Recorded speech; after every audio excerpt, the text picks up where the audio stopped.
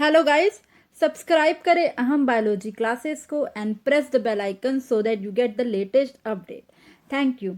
My name is Amrit and आज हम cover करेंगे सीरीज 8 जिसमें कि 10 MCQ है for PGT and TGT biology that is important for army public school recruitment exam 2020। ये हमारा सीरीज 8 है।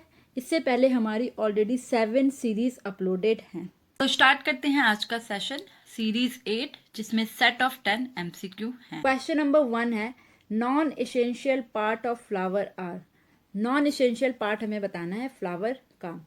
Option A sepal and petal, option B sepal and gynoecium, option C sepal and carpel, option D androecium and gynoecium. बताइए इनमें से कौन सा part non essential part है flower का। देखो पार्ट ऑफ फ्लावर के बारे में जानेंगे। सबसे पहले 4 पार्ट होते हैं फ्लावर में। एक होता है सेपल, दूसरा पेटल, तीसरा होता है androecium and fourth one is gynoecium. ठीक है, जो एंड्रोसियम एंड गाइनोशियम है ये तो एसेंशियल पार्ट है। ठीक है, क्योंकि इसके थ्रू रिप्रोडक्टिव प्रोसेस होगा फ्लावर का। सेपल एंड पेटल ये नॉन एसेंशियल पार्ट है फ्लावर का। ठीक है, तो क्वेश्चन नंबर 1 का करेक्ट आंसर होगा A sepal and petal. Okay, then question number 2 है sweet potato is homologous to. Sweet potato किसका होमोलोगस है। Option A potato, option B ginger, option C turnip या ऑप्शन डी कॉलकेशिया। बताइए किसका homologous है sweet potato. सबसे पहले जानेंगे कि होमोलोगस होता क्या है। होमोलोगस वो है जिसकी ओरिजिन होगी सेम लेकिन वो परफॉर्म करेगा डिफरेंट फंक्शन। फंक्शन क्या होगा, वो डिफरेंट होगा, उसे हम कहते हैं होमोलोगस। तो जो स्वीट पोटैटो है ना ये होमोलोगस है टर्निप का। टर्निप और स्वीट पोटैटो इन दोनों की ओरिजिन सेम है। कहाँ से ओरिजिनेट हुए हैं ये, रूट से, बट ये दोनों मॉडिफाइड हुए हैं टू परफॉर्म डिफरेंट फंक्शन। ठीक है, तो क्वेश्चन नंबर 2 का करेक्ट आंसर है C turnip. Then question number 3 है chromatin is chemically made of. जो क्रोमाटीन होती है ये किससे बनी है। Option A nucleic acid, histone and non histone protein, option B nucleic acid and non histone protein, option C nucleic acid and histone protein, option D nucleic acid. बताइए chromatin किससे बनी है। क्वेश्चन नंबर 3 का correct answer है ए। जो chromatin है ना ये बनी है nucleic acid, histone and non histone protein से। क्वेश्चन नंबर 4 है DNA of chloroplast is differ from nuclear DNA. Nuclear DNA से डीएनए ऑफ क्लोरोप्लास्ट डिफर है। बताइए क्या है इसका correct answer. Option A single, option B fewer base, option C absence of histone protein या option D all of the above. Question number 4 का correct answer है D all of the above. जो DNA of chloroplast है वो single, fewer base and absence of histone protein है और इस तरह से डीएनए ऑफ क्लोरोप्लास्ट डिफर करता है फ्रॉम न्यूक्लियर डीएनए। ठीक है, क्वेश्चन नंबर 5 है नॉर्मल ब्रीदिंग इज। जो नॉर्मल ब्रीदिंग होती है उसे हम क्या कहते हैं। Option A hyperpnoea, option B apnoea, option C eupnoea या ऑप्शन डी डिस्पोनिया। बताइए नॉर्मल ब्रीदिंग को क्या कहते हैं। क्वेश्चन नंबर 5 का करेक्ट आंसर है सी। नॉर्मल ब्रीदिंग को हम कहते हैं यूपोनिया। ठीक है, अब यहाँ पर देखो हाइपरपोनिया का मतलब जानेंगे कि क्या है। हाइपरपोनिया का मतलब, हाइपर मतलब होता है हाई, यानी कि ये हाई ब्रीदिंग रेट।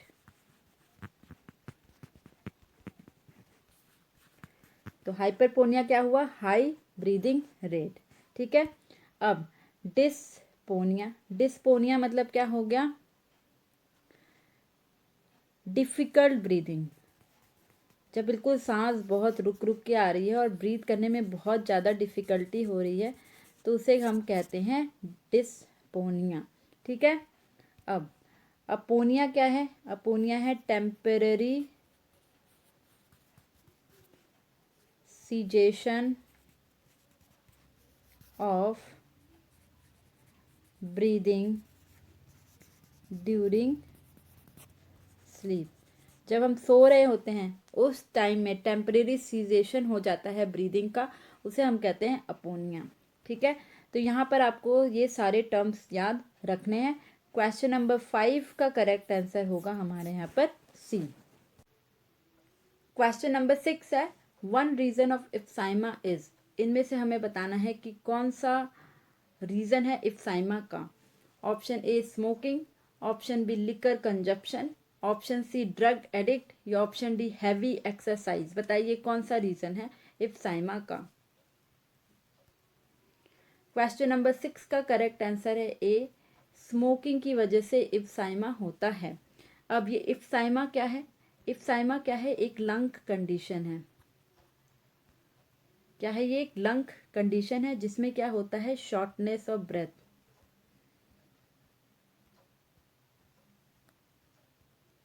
अब क्यों होती है शॉर्टनेस ऑफ ब्रेथ, क्योंकि इसमें क्या होता है, जो एयर सैक होते हैं ना लंग के, जिसे हम एलोविलाई कहते हैं, वो डैमेज हो जाते हैं ओवर द टाइम। क्या होता है, जो इनर वॉल होते हैं ना एयर सैक के, वो बिल्कुल रप्चर्ड हो जाएंगे, वीकन हो जाएंगे, और उसकी वजह से क्या होगा, लार्ज स्पेस बन जाएगा instead of many small space. तो उसकी वजह से शॉर्टनेस ऑफ ब्रेथ होती है। ठीक है, अब इफ्साइमा की रीज़न क्या क्या है, देखो रीज़न है long exposure to air borne irritant. अगर हम बहुत ज़्यादा देर तक एयर बॉर्न इरिटेंट के कांटेक्ट में है तब हमें इफ्साइमा हो सकता है, या हमें हो सकता है टोबैको स्मोक से emphysema. Air pollution is also the reason of emphysema, and जो मैन्युफैक्चरिंग स्मोक होता है, जो मैन्युफैक्चरिंग यूनिट से जो स्मोक धुआं निकलता है, उसकी वजह से भी इफ्साइमा हो सकता है। तो ये सारे रीज़न है इफ्साइमा के। यहाँ पर पूछा गया था वन रीज़न जो कि है स्मोकिंग, यानी कि क्वेश्चन नंबर 6 का करेक्ट आंसर है ए। देन क्वेश्चन नंबर 7 है, proximal convoluted tube PCT is lined with. जो प्रॉक्सिमल कॉन्वुलेटेड ट्यूब होती है नेफ्रॉन की, वो किससे लाइंड होती है। ये बहुत इंपॉर्टेंट है, ये आपके एग्जाम में पूछा जाता है, तो आपको ध्यान रखना है। ऑप्शन ए है cuboidal epithelium with brush border, option B columnar epithelium, option C cuboidal epithelium, या ऑप्शन डी सिलिएटेड एपिथेलियम।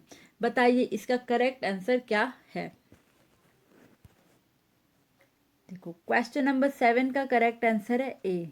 जो प्रॉक्सिमल कॉन्वुलेटेड ट्यूब है ये लाइंड होती है with cuboidal epithelium with brush border. ठीक है, तो कैसा होता है cuboidal epithelium with brush border, मैं आपको ड्रॉ करके बता देती हूँ। ये देखो, ये न्यूक्लियस है, ये है इसका ब्रश बॉर्डर। इसी तरह से एक और सेल होगी यहाँ, ये होती है cuboidal epithelium with brush border. और जो नेफ्रॉन की पीसीटी है वो लाइंड होती है cuboidal epithelium with brush border. तो ये बिल्कुल याद रखना है, बिल्कुल भूलना नहीं है। ठीक है, देन क्वेश्चन नंबर 8 है, which one is accessory excretory organ. इनमें से कौन सा एक्सेसरी एक्सक्रीटरी ऑर्गन है। Option A liver, option B heart, option C intestine, या ऑप्शन डी स्टमक। बताइए। क्वेश्चन नंबर 8 का करेक्ट आंसर है ए, लीवर। लीवर जो है ये एक्सेसरी एक्सक्रीटरी ऑर्गन है।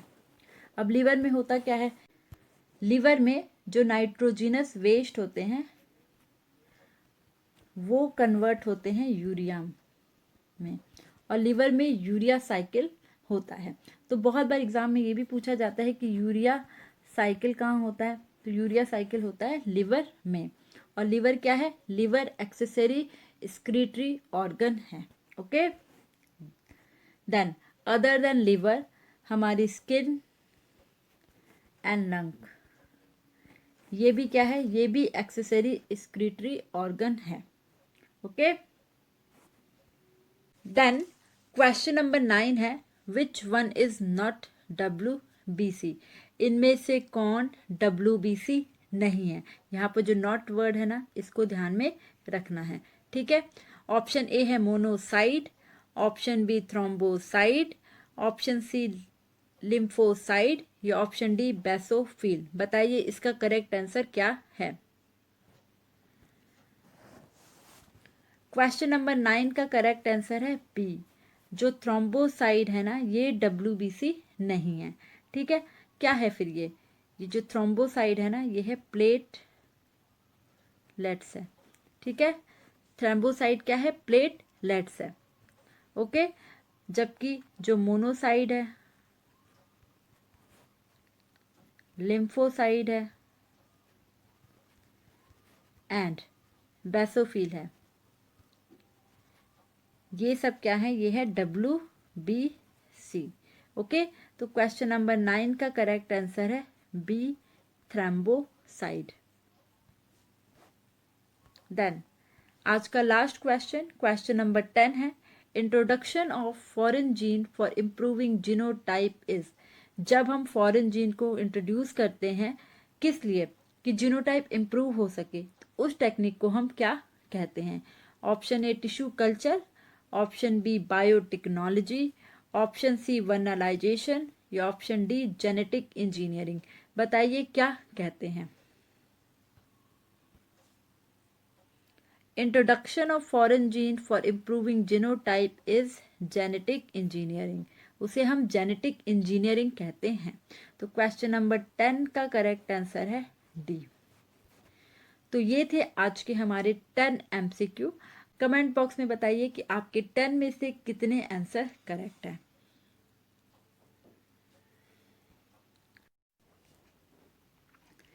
Thank you for watching. ये हमारा सीरीज 8 था for army public school recruitment 2020 के लिए, जो 10 MCQ का सेट है उसका। इससे पहले जितनी भी हमारी सीरीज हुई है फ्रॉम 1 to 7, उन सब का लिंक डिस्क्रिप्शन बॉक्स में है, आप क्लिक करके वो वीडियो देख सकते हैं। लाइक एंड शेयर करना बिल्कुल ना भूले, वीडियो को ज़्यादा से ज़्यादा शेयर करें ताकि more and more people get benefited. And like करना बिल्कुल ना भूलें, आपके लाइक हमारे लिए ATP का वर्क करते हैं। और अगर अभी तक आपने चैनल सब्सक्राइब नहीं करा है तो चैनल को सब्सक्राइब कीजिए and also press the bell icon. Thank you.